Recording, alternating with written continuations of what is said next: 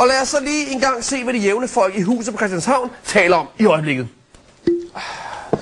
Har I hørt om ham, den svenske Starutlak Olofsen? Han er vist en værre store smugler. Det er i hvert fald, hvad de skriver i aviserne. Hold så kæft, Møjer! Ja, de siger, at han er super gangster. Det gør de. Hold kæft, Møjer! Super! Der er fandme ikke nogen, der er super. Ikke før, at de som rigtige mandfolk har slæbt et chaton op på 4. sal. Så er man super i min bog. Kan du forstå det, Clausen?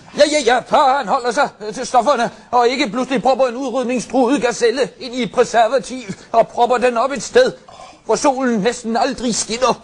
Clausen, spar mig for dine beatnik-tosserier. Hvad fanden skal det hele føre til? Hvad er det nu galt i at ryge en god gang Lucky Strike? Der er der aldrig nogen, der har taget skade af at ryge 30-40 smøger på en dag. Der tager du fejl, Olsen. Jeg havde engang en pungrotte, som fik noget slemt astma af at ryge Lucky Strike.